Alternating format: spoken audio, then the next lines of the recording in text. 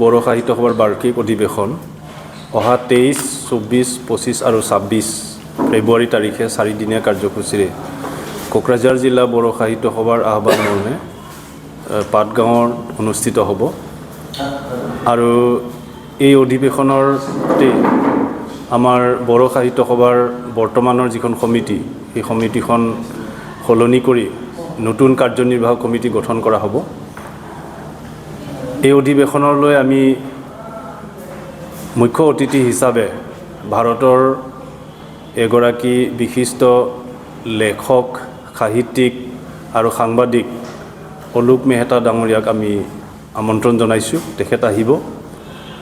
আৰু বিশিষ্ট সাহিত্যিক হিচাপে গান্ধী হিন্দুস্তানী সাহিত্য সভাৰ প্ৰফেচাৰ ৰমেশ ভাৰদ্বাজ ডাঙৰীয়া আহিব।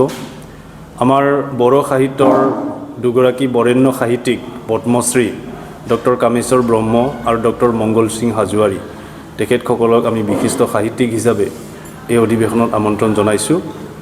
আৰু অন্যান্য বছৰবোৰৰ দৰেই এই অধিৱেশনখন মুকলি কৰি দিব, মুকলি যিখন সভা অনুষ্ঠিত হ'ব, সেই মুকলি সভাখন উদ্বোধন কৰিব অসমৰ মাননীয় মুখ্যমন্ত্ৰী ডক্টৰ হিমন্ত বিশ্ব শৰ্মা ডাঙৰীয়াই। আৰু এই সভাত আমাৰ অসম বিধানসভাৰ অধ্যক্ষ বিশ্বজিৎ দৈমাৰী ডাঙৰীয়া, মন্ত্ৰী UG ব্ৰহ্মকে আদি কৰি আমাৰ BTRৰ চিফ প্ৰমোদ বড়ো ডাঙৰীয়া উপস্থিত থাকিব। আৰু লগতে আমাৰ BTRৰ যিমান ৰাজনৈতিক নেতাসকল আছে, অৰাজনৈতিক নেতাসকল আছে, সকলোৱে ইয়াত উপস্থিত থাকিব। আমি জাতি ধৰ্ম বৰ্ণ নিৰ্বিশেষে এই অধিৱেশনখন সফল কৰি তুলিবৰ কাৰণে আমি সকলোকে আহ্বান জনাইছোঁ। তথা আপছুৰ প্ৰাক্তন সাধাৰণ সম্পাদক লৰেন্স ইছলাৰী ডাঙৰীয়াৰ সভাপতি হিচাপে লৈ পেলাই এখন শক্তিশালী অভ্যৰ্থনা সমিতি গঠন কৰা হৈছে। আৰু এই অধিৱেশনত আমি এখন নতুন সমিতি আৰু আমাৰ বড়ো সাহিত্যৰ নতুন কাণ্ডাৰী হিচাপে আমি নতুন সভাপতি আৰু সাধাৰণ সম্পাদক আদি কৰি আমি ব্যক্তিসকলক বাছনি কৰিব ল'বলৈ পাৰিম। আৰু এই কথাটো আমাৰ বড়ো সাহিত্য প্ৰেমী ৰাইজে অধীৰ আগ্ৰহেৰে বাট চাই ৰৈ আছে। সেয়েহে এই অধিৱেশনখন বিভিন্ন দিশৰ পৰা এক প্ৰাসংগিক অধিৱেশন হিচাপে, অতি গুৰুত্বপূৰ্ণ অধিৱেশন হিচাপে বিবেচিত হৈছে। আৰু আজি অনুষ্ঠিত হোৱা বড়ো সাহিত্য সভাৰ কাৰ্যনিৰ্বাহক সভাই বিগত কাৰ্যকালৰ আমাৰ যি সম্পাদকীয় প্ৰতিবেদন আৰু আমাৰ যি অডিট এণ্ড একাউণ্টছ, এই আটাইখিনি প্ৰক্ৰিয়া সম্পূৰ্ণ কৰিছে আৰু গ্ৰহণ কৰিছে। এই কথাখিনিক আমি প্ৰতিনিধি সভাত আমি উপস্থাপন কৰিম।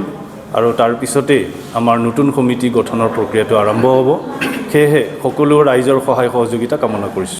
নতুন সমিতি গঠনৰ ক্ষেত্ৰত আমাৰ বড়ো সাহিত্য সভাৰ এখন নতুন নেতাসকল আহিব বুলি আমি আশা কৰিছোঁ।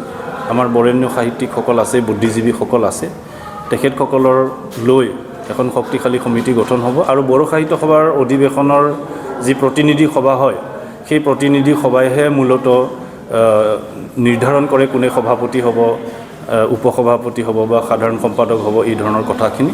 আমাৰ যিহেতু নিৰ্বাচন প্ৰক্ৰিয়া নাথাকে, গতিকে আগতীয়াকৈ এই সম্পৰ্কে কোনো ধৰণৰ মন্তব্য কৰিব পৰা নাযায়।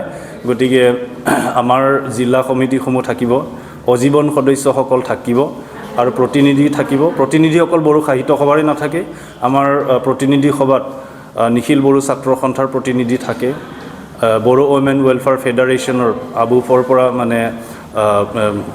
প্ৰতিনিধি ইয়াত থাকে।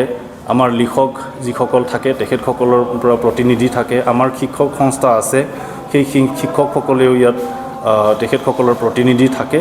মুঠতে সকলোৰে এটা কনচেনচাছ, সৰ্বসন্মত সিদ্ধান্তৰ জৰিয়তে আমাৰ সভাপতি, সম্পাদক বা অন্যান্য বিষয়ববীয়াসকলক নিৰ্বাচন কৰা হয় প্ৰস্তাৱ যোগে। গতিকে সেইকাৰণে আগতীয়াকৈ কোনো ধৰণৰ এতিয়া মন্তব্য কৰিব বিচৰা নাই। ৰাইজৰ মাজত চৰ্চা চলি আছে আৰু ৰাইজৰ মাজত যি চৰ্চা চলি আছে সেইমতে আমাৰ বিশিষ্ট সাহিত্যিক, লেখক বা সাহিত্য সভাৰ যি বৰ্তমানৰ কৰ্মকৰ্তা, তেখেতসকলৰ মাজৰ পৰাই কিছু সংখ্যক কাৰ্যনিৰ্বাহক সদস্য বা বিষয়ববীয়া হিচাপে সভাই নিৰ্বাচিত